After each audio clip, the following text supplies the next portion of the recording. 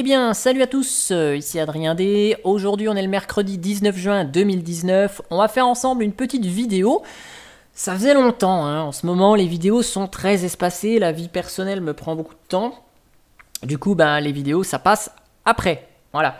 Mais cependant, je vais répondre à une question qu'on m'a envoyée par courrier électronique. Hein. J'ai une personne qui est sur Linux Mint qui m'a demandé, voilà, j'aimerais bloquer les mises à jour d'un logiciel parce que j'ai pas envie qu'il se mette à jour. Il marche bien et je veux bloquer la mise à jour. Et donc, je vais répondre en vidéo comment on bloque un logiciel sur Linux Mint, donc Ubuntu et aussi Debian. Ça va fonctionner avec les outils apt. Donc voilà, j'ai démarré une Ubuntu.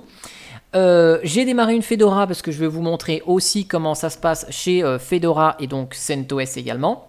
Et puis là, je suis en train de mettre à jour les logiciels juste pour vous faire la même expérience aussi avec Calculate Linux pour avoir en fait le public qui me regarde utilise souvent Linux Mint ou une base Ubuntu Debian ou bien Fedora ou bien la Calculate Linux. Donc petite vidéo qui va s'adresser à tout le monde avec la même question, comment bloquer la mise à jour d'un paquet défini. Donc ici, on va commencer par Ubuntu. Donc je vais me connecter en route, voilà. Et donc, apt full upgrade. Donc là, je fais la mise à jour complète. Voilà, donc il veut essayer de m'installer tous ces paquets-là. Et donc, on va essayer de bloquer la mise à jour d'un paquet qui va se mettre à jour pour que vous le voyez en action. Donc par exemple, ici, on va bloquer OpenVPN. Tiens. Donc, pour bloquer OpenVPN, c'est facile. On va utiliser la commande apt-mark pour marquer un paquet. Et donc, il y a plein d'options à cette commande. Et on va faire apt-mark hold OpenVPN. Et donc ça, vous voyez, c'est marqué OpenVPN passe en figé. Hold. Donc ça veut dire que le paquet, il est bloqué. Si je relance une mise à jour, vous allez voir ce qui va se passer. OpenVPN n'est plus dans la liste et effectivement, c'est marqué ici. Les paquets suivants ont été conservés. OpenVPN. Les mises à jour de ce paquet ne se feront pas. Si vous voulez voir tous les paquets qui sont notés comme étant bloqués, c'est avec apt-mark show hold. Voilà. Et ici, vous voyez, OpenVPN est marqué comme étant bloqué. Et donc, si vous voulez débloquer le paquet, eh bien, c'est apt-mark unhold pour déverrouiller. Unhold, voilà. Et ici, ça nous marque annulation de l'état figé pour OpenVPN. Et si on relance la mise à jour, eh bien, on a ici à nouveau OpenVPN. Voilà. Donc ici, vous avez vu les commandes apt-mark hold OpenVPN. On bloque le paquet. apt-mark show hold pour vérifier quels sont les paquets bloqués. Et apt-mark unhold OpenVPN, enfin ou le nom du paquet, hein, pour le déverrouiller et offrir la possibilité de faire les mises à jour à nouveau. Donc ça, c'était sur Ubuntu. Ensuite, on va voir ensemble sur Fedora. Donc de la même manière, on va faire une mise à jour de Fedora pour voir quel paquet on peut éventuellement bloquer. Donc sudo-i, je me connecte en route. Et on va faire un petit DNF upgrade. Donc, avec DNF, on a la possibilité, donc je connais beaucoup mieux l'outil DNF, d'exclure des paquets de la mise à jour directement depuis la ligne de commande. Donc là, par exemple, on va essayer... Donc j'ai pas OpenVPN qui est installé. Qu'est-ce qu'on pourrait, par exemple, empêcher de mettre à jour? Tiens, on va essayer avec Firefox. Tiens, vous voyez, il y a Firefox. Donc ici, on fait DNF upgrade. Et après, vous pouvez mettre -exclude égale Firefox. Bien sûr, si le logiciel est vraiment nécessaire aux mises à jour, il va vous indiquer un conflit, c'est évident. Et donc ici, Firefox n'est plus à mettre à jour. Voilà, on passe de Evans, Fedora, Flatpak et Firefox ne sera pas mis à jour.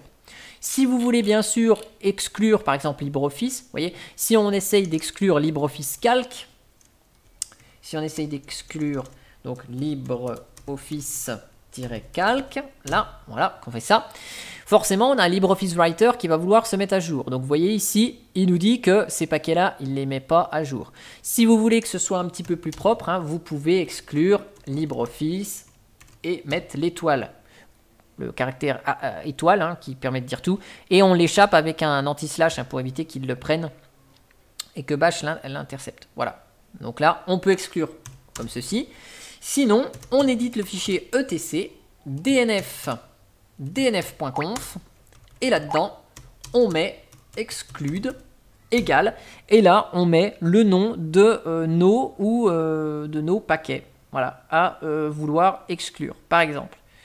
Donc ici, on va mettre Firefox. Si on va en exclure plusieurs, LibreOffice, par exemple. Tenez, hop, je vais mettre mon LibreOffice étoile ici. Voilà. Et on enregistre. Bien sûr, ce que je vous montre ici, ça fonctionne quel que soit le dépôt. Hein, donc ça fonctionne sur les dépôts officiels et sur les dépôts additionnels. Voilà. Donc ici, LibreOffice et Firefox ne doivent pas se mettre à jour. Alors Firefox ne s'y met pas.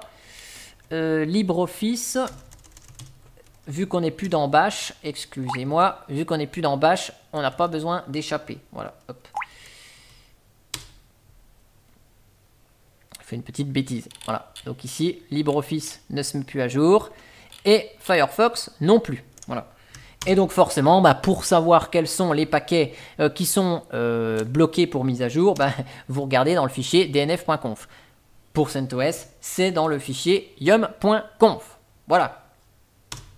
Après, si vous voulez même aller dans le plus en détail avec Fedora, vous pouvez. Hein, si vous allez dans yum.repo.d,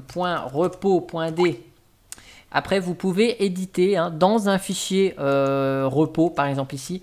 Là, vous pouvez le rajouter ici, dans le dépôt, exclude, blablabla, votre paquet. Si vous avez plusieurs dépôts et que le logiciel est présent dans plusieurs dépôts et que vous voulez, entre guillemets, blacklister l'installation les mises à jour d'un logiciel dans un dépôt et pas dans l'autre. Voilà. Donc là, vous pouvez gérer dépôt par dépôt en modifiant le fichier repos concerné.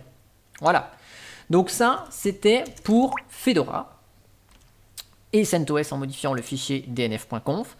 Et pour Calculate Linux, ça va être encore beaucoup plus simple, puisque ici, donc on va regarder avec Firefox, voilà. Donc Firefox, ici, vous voyez, il est installé en version 67. Là, on a la version 67.0.2, ici, qui va être proposée à la mise à jour. Hein. Donc si je vous fais un sudo, emerge-pv u pour tester la mise à jour Firefox. Là, je fais juste en installant le paquet pour éviter que ce soit trop long, le calcul des dépendances de toute la mise à jour, évidemment.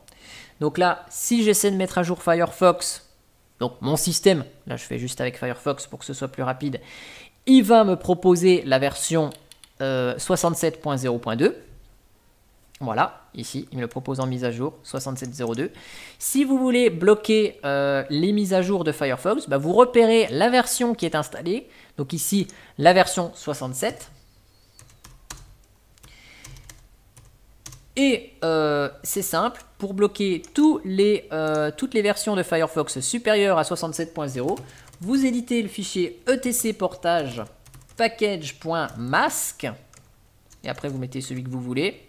Vous mettez un fichier ou pas, donc on va mettre custom.cldm par exemple, et vous lui dites que vous voulez masquer tous les paquets qui sont supérieurs, stricts par exemple, à 67.0. Voilà, vous enregistrez. Et en faisant ça, ici, si je refais un EIX Firefox, là on va même avoir l'aperçu directement avec EIX, vous voyez. Ici on a un point d'interrogation. Ici, il nous dit qu'on est masqué avec la version 67.0.2. Voilà. Donc, du coup, qu'est-ce qu'il va faire? Vu que cette version 67, elle ne va plus exister, il est possible qu'on rétrograde à cette version. Donc là, on va faire un emerge-pvu Firefox pour tester la mise à jour de Firefox et voir ce que le système va nous faire. Et donc ici, on va voir que là où Ubuntu et Fedora vont bloquer la mise à jour du paquet, mais si on a un paquet qui est dans une version un peu, vous voyez, qui a besoin de dépendance, que c'est dépendant, on va avoir des conflits et toutes les dépendances dépendant de ce paquet-là vont pas se mettre à jour également. On l'a vu avec LibreOffice. Autant le comportement va être différent sur Gentoo et Calculate Linux, puisque ici, on va dire, bah non, j'ai pas envie d'avoir les versions supérieures à 67, mais la version qu'on utilise, la 67.0, elle n'existe plus, elle n'est pas supportée. Donc ici, on va rétrograder à la version 60.7.0, c'est-à-dire la dernière version stable supportée. Voilà. En tout cas, j'espère que cette petite vidéo, elle vous aura plu, elle vous aura montré comment bloquer un paquet sur Fedora et donc éventuellement sur CentOS. De même, vous avoir montré comment bloquer un paquet sur Ubuntu, mais aussi, ça fonctionne sur Debian et Linux Mint. Voilà.